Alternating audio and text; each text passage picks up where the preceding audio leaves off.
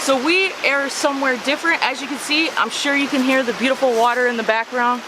I am in LJ, Georgia, and I have something very special and treat for you guys. I'm going to be cooking a beef Wellington tonight. Now, I'm not only going to be cooking a beef Wellington, but I'm going to be sous vide a beef Wellington. I know you're probably saying, Whitney, that's not possible, but it is. I will be popping it in the sous vide for 2 to 3 hours at about 125 degrees, then finishing it off in the oven just like it should. I'm going to take you every single way in the steps of how to do that. But first, let me tell you about the place that we're in. You can go check out this cabin that we're staying in, which I'm going to definitely give you a beautiful tour of, on dragonflycabinrentals.com. Go ahead, check them out on the website, and click on Almost Heaven. This place is almost heaven. I promise you. So, enough about me talking about that. Let's go ahead and get in the kitchen, get this beef tenderloin seasoned and ready to go inside that sous vide machine. So, here's our tenderloin. I have some butcher's twine that, of course, I'm going to tie it up so that way it keeps its shape. After we take this out of the sous vide machine, after it's been about 2 to 3 hours, that's when we're going to coat it with our mustard, our duxelle, and of course our prosciutto. What I'm going to do first is season it a little bit, then wrap it up, then of course vacuum seal it and stick it in the sous vide machine. So let's get started.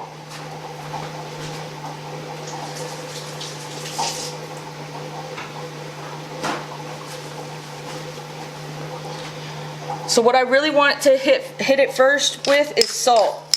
You can be generous with this salt, alright?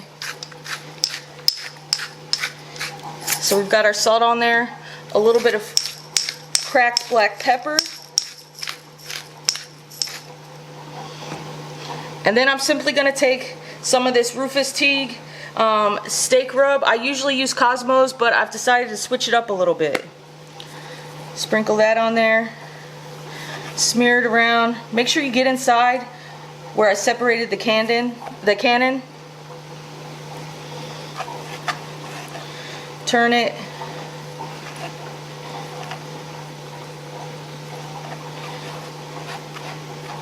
And then I'm going to coat it with some garlic powder. You can't go wrong with garlic powder. That's what I think. That it looks, alright?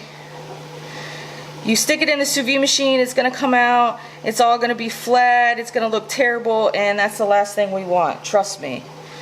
So you're just going to wedge it underneath. Now make sure you tie these pretty tight, alright? Like I said, you want it to keep its shape.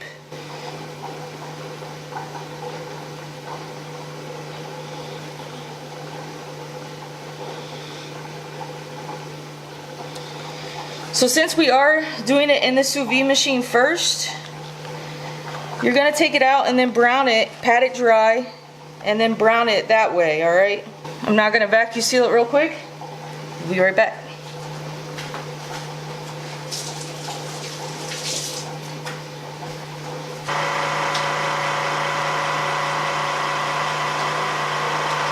Alright, so here it is. It's nice and tight inside of our bag. Now all we're simply going to do is stick our tenderloin inside of our sous vide machine and let it go. Alright guys, so while that's inside of the sous vide machine, we're going to go ahead, head out, do a nice little small hike this morning because it's beautiful weather out here in LJ. And like I said, if you want to check out this cabin, I'm also going to give you guys a tour of where we're at. And you can check them out at dragonflycabinrentals.com.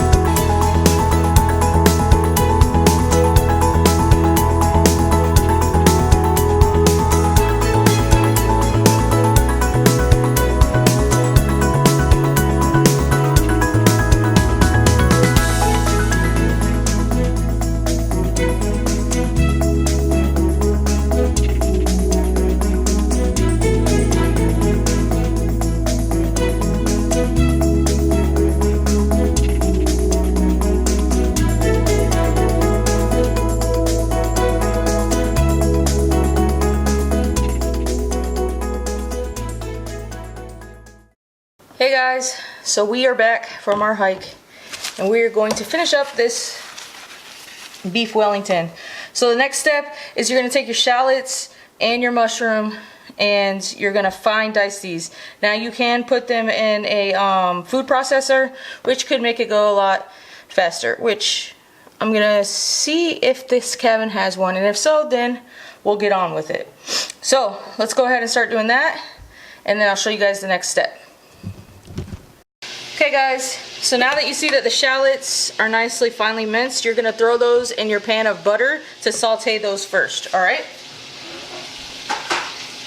Alright, so next we have our mushrooms finely minced. I also did those inside the food processor.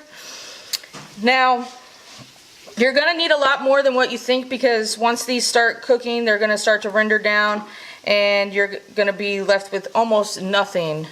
So once those shallots get translucent, then you'll throw these mushrooms in, and I'll show you what that pan looks like once they're almost done. Okay guys, so while the mushrooms are cooking in the butter and oil, what we're going to do is pat dry.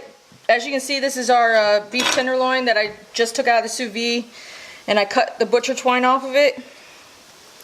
Now don't worry about this part, because this is all going to get wrapped up in puff pastry anyways, alright? So what you're going to want to do is pat this dry as you can get it. So that way when I take you guys outside and show you guys how I'm going to sear this, then you'll understand why. They're going to look like. You're going to see some water, of course, and you're going to want to drain that water as soon as you can. It should almost stick to the side of the pan, and that's when you know that your mushrooms are done. And then you're going to stick them in the fridge, because you want them to kind of firm up, because you really need this to glue on the puff pastry. Okay, next step. We're going to take some good old Dijon mustard. Alright, it could be any kind of Dijon mustard. You don't need to go out and buy expensive stuff. You're already going to be spending money on this tenderloin, so save if you can. So, go ahead, put a good amount, alright? You're going to smear it all over your tenderloin. Get it in there. Get it juicy, alright?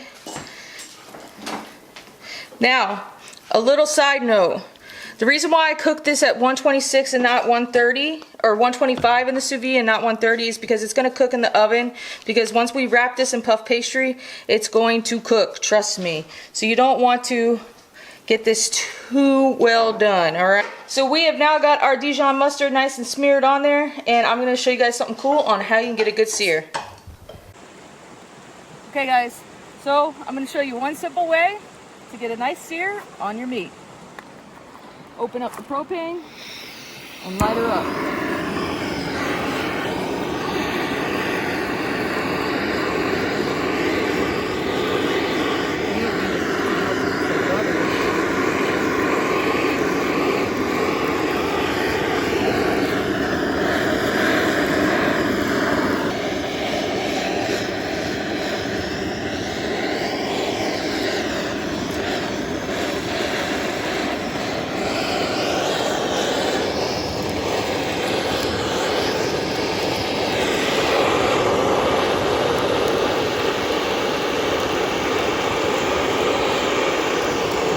Okay, now that I've showed you guys how to get a good sear on it, we're going to let this cool down.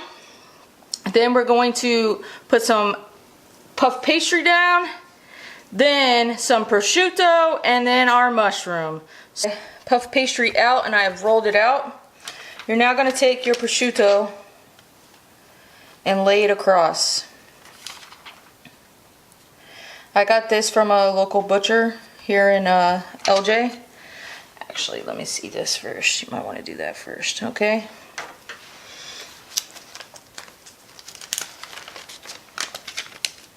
Butcher in the description below, guys, alright?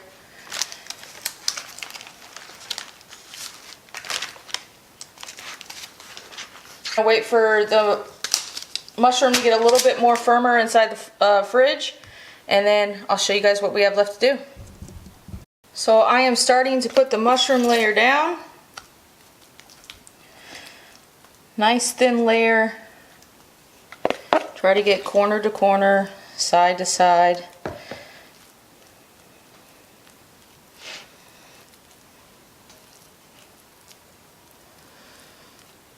What we're going to do is we're going to use this saran wrap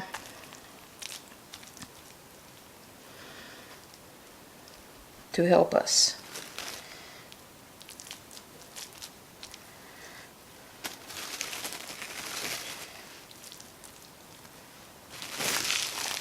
Fold it over.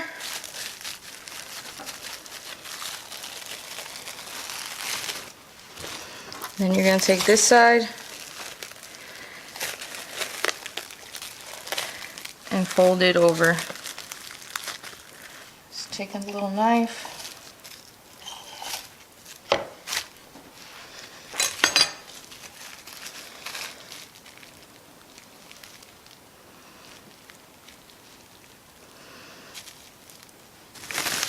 We're now going to take this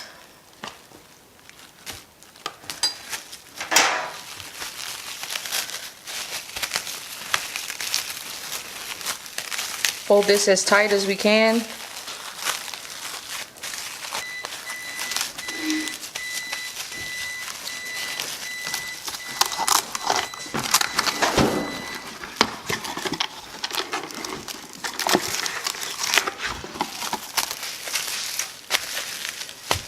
Boom, just like that.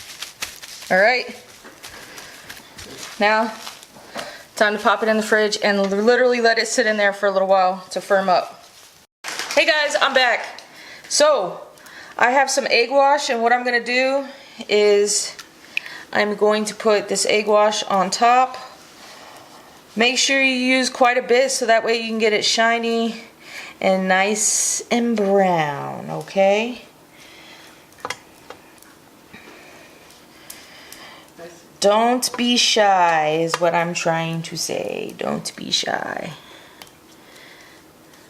And then I'm going to show you guys something cool to make your beef Wellington look even more amazing. I have something called a lattice cutter. That's why you see this puff pastry. So Whitney, yeah, you should have did this side first, but whatever. Alright, so that's just some mushroom. As you can see, this is the ugly side. Don't mind that. That's not, you're not going to see that anyways. This is a lattice cutter. What you're going to do is just firmly press down.